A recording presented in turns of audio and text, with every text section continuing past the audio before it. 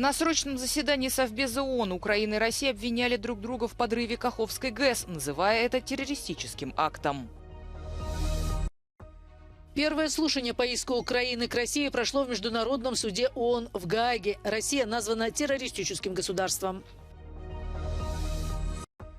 Во Франции проходят массовые демонстрации против пенсионной реформы. В одном из парижских пригородов протестующие отключили подачу электроэнергии. Подрыв плотины Каховской ГЭС повлек за собой срочное заседание Совета безопасности ООН. Генсек Антонио Гутерриш назвал случившееся еще одним разрушительным последствием вторжения России в Украину. Москва и Киев обвиняют друг друга в том, что в сооружении образовалась зияющая дыра. Сходятся во мнении они лишь в одном – это был террористический акт. В ночь на 6 июня киевский режим пошел на немыслимые преступления. Подрыв дамбы Каховской гидроэлектростанции, в результате чего начался неконтролируемый сброс воды ниже по течению реки Днепр. Let me note that Russia has been controlling the dam and the entire Kakhovka HPP for more than a year. It is physically impossible to blow it up somehow from the outside by shelling. It was mined by the Russian occupiers, and they blew it up. Хочу подчеркнуть, что руководство Вооруженных сил Украины открыто заявляло о готовности подорвать эту дамбу для получения военного преимущества еще в прошлом году. This is a terrorist act against Ukrainian critical infrastructure that aims at causing as many civilian casualties and as much destruction as possible. Обе стороны использовали такие термины, как экоцид и экологическая катастрофа, чтобы описать потоки воды, хлынувшие через разрушенную дамбу и опустошившие расположенное выше по течению Каховское водохранилище, одно из крупнейших в мире. Russian and Ukrainian officials are signaling the start of the Ukrainian counteroffensive, says the Institute for the Study of War, adding that it will not attempt to assess at this time whether or not these gains are part of broader counteroffensive operations. Now, the think tank says it observed an increase in combat activity in different sectors of the front line, but will not speculate about the intent, weight or focus of Ukrainian counteroffensive operations. The UK Defence Ministry also states that over the last 48 hours there has been a substantial increase in fighting along numerous sectors of the front, including those which have been relatively quiet for several months.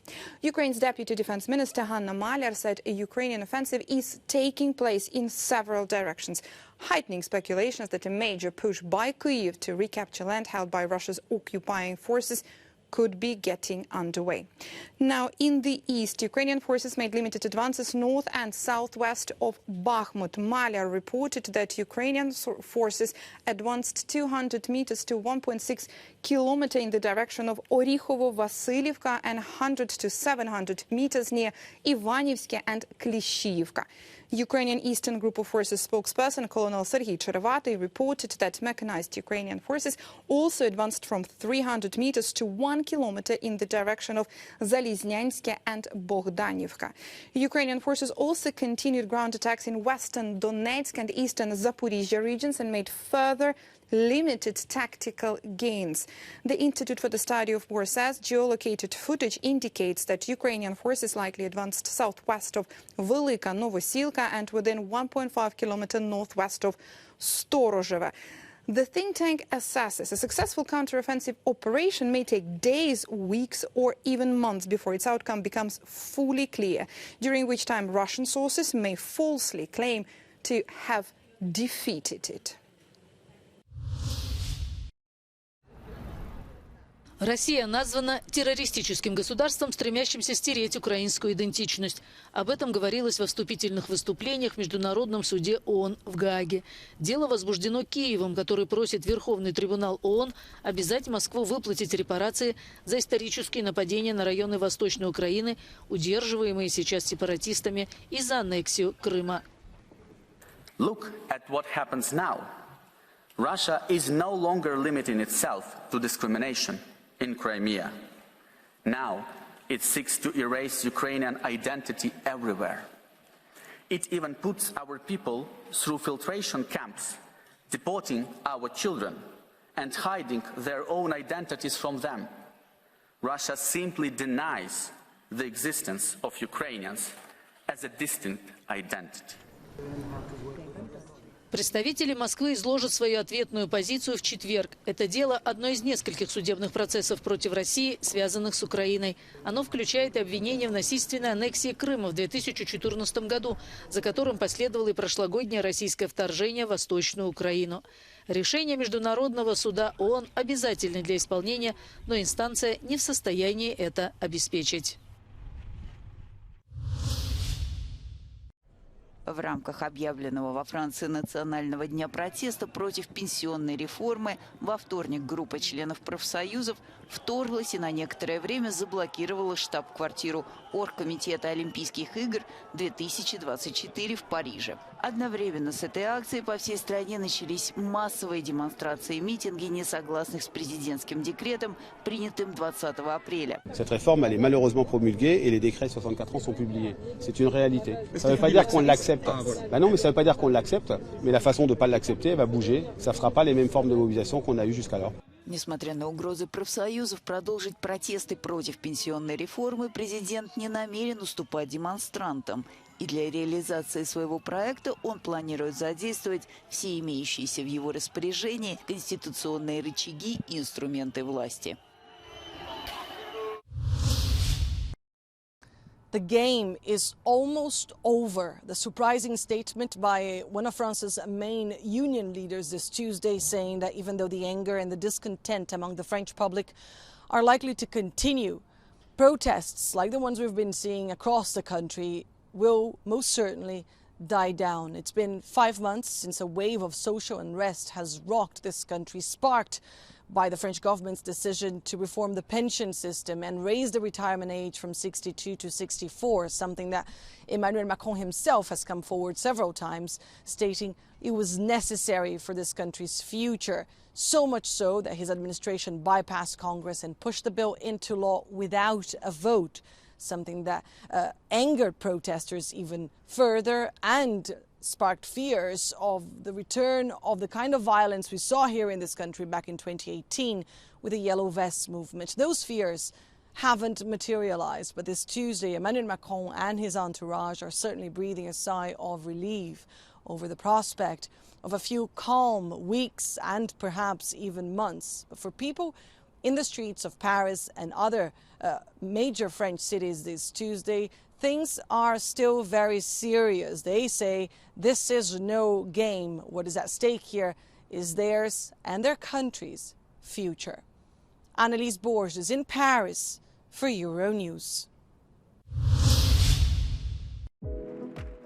Украинская теннисистка Элина Свитолина обвинила белорусскую спортсменку Арину Соболенко в провокации, послужившей поводом к скандальному освистанию украинки после матча на турнире «Ролан-Гаррос». По словам Свитолиной, перед поединком она дала понять сопернице, что не намерена пожимать ей руку. Белоруска проигнорировала заявление украинской спортсменки и намеренно подошла к сетке для традиционного рукопожатия, чем спровоцировала неприятную ситуацию на корте. Свитолина потерпела поражение на глиняных кортах Парижа 4-6, 4-6. Соболенко обеспечила себе место в полуфинале.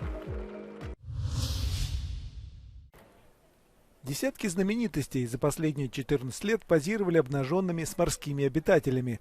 Из этих снимков была составлена и помещена перед зданием Европарламента в Брюсселе до 9 июня фотовыставка. Ее лозунг – «Покончить с чрезмерным выловом рыбы в ЕС». Своими размышлениями делится один из натурщиков, франко-американец Жан-Марк Бар.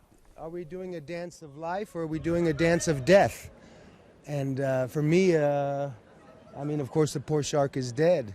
But the fragility of that image and thinking that, you know, if the shark goes, I go. If Europe can take the lead in becoming a beacon of what maybe the future can hold as for mankind to survive, then I think all this is just a little drop feeding that goal. Инициатор кампании Fish Love за спасение рыбы и прочей водной живности, владелец суши-ресторана в Великобритании Николас Ролл. Он не считает, что аквакультура предлагает решение этой проблемы. The solution is better management of the fish stocks,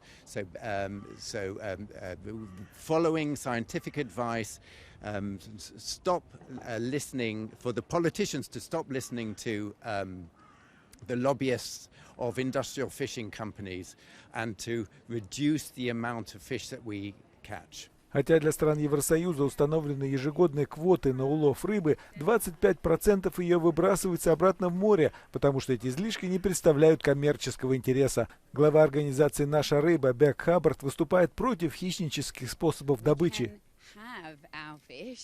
And eat it by ensuring that we redesign the way we do fisheries management and stop thinking about fish just as a species to exploit and maximize, and actually start seeing them in their important role in the whole ocean and the climate system. 31 мая евродепутаты достигли предварительного соглашения о новых правилах борьбы с чрезмерным выловом рыбы. Наш корреспондент передает. Remote electronic monitoring systems for fishing vessels may be one of the solutions to combat overfishing.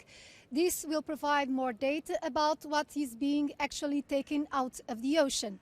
There was a deal about revising a regulation on this between the European Parliament and the Council of the European Union.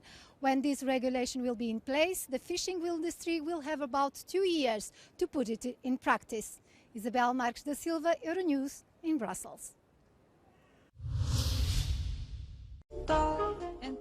Певица Аструд Жилберту, исполнительница хита «Девушка из Ипанемы», одна из ярких звезд жанра босанова, скончалась на 84-м году жизни. Аструд родилась в Бразилии. «Девушку из Ипанемы» она записала вместе со своим мужем, музыкантом Жуаном Жилберту, в нью-йоркской студии.